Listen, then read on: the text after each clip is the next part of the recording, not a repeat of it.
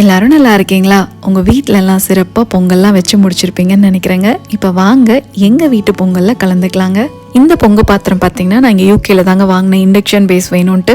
So first அதுக்கு பொட்டெல்லாம் வச்சு முடிச்சுட்டு அதுக்கப்புறம் மஞ்சக்கிழங்கு வாங்கியிருந்தாங்க. ஸோ மஞ்சக்கிழங்கையும் கட்டி விட்டுட்டு பூவெல்லாம் வச்சுட்டு அரிசி பார்த்திங்கன்னா நல்லா தண்ணி ஊற்றி கழிஞ்சு இதில் பார்த்திங்கன்னா கிட்டத்தட்ட ஒரு 6-7 தடவை நான் கழிஞ்சு ஊற்றிட்டு இருந்தேங்க. இதில் ஒரு 4 to 5 லிட்டர் தண்ணி பிடிக்க மாட்டிருக்கு. விளிம்பு வரைக்கும் ஊற்றியுமே 1 மணி நேரம் ஆயிடுச்சுங்க பொங்கி வரதுக்கு பொங்கல்.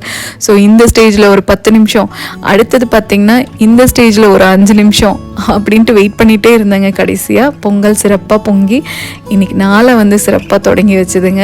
அதுக்கப்புறம் அரிசியும் போட்டு தண்ணி கொஞ்சமாக எடுத்துகிட்டு மீதி அரிசியை போட்டு எல்லாம் வேக விட்டாச்சுங்க. ஸோ அந்த வீடியோ என்னால் கவர் பண்ண முடியல.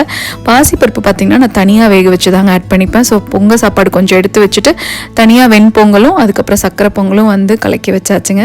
இனி அடுத்தது சாமிக்கு முன்னாடி கோலம் போட வேண்டியதுதான். பொங்கல் அப்போ நம்மளுக்கு தெரிஞ்ச ஒரே கோலம் பொங்கல் பானையை போடணும், 2 கரும்பு சைடில் வைக்கணும், கீழே பானையை வந்து நெருப்பெரிய வைக்கணும். இந்த கோலத்தை தாங்க எப்போவுமே போடுவோம். ஸோ அதை இன்றைக்கும் போட்டாச்சு. அடுத்தது பொங்கல் சாப்பாடு, வெண்பொங்கல், சக்கரை பொங்கல் இதெல்லாம் சாமிக்கு வச்சு படைச்சிட்டுங்க. தேங்காயும் உடச்சி வச்சுட்டு பூஜையும் சிறப்பாக பண்ணி முடிச்சாச்சுங்க.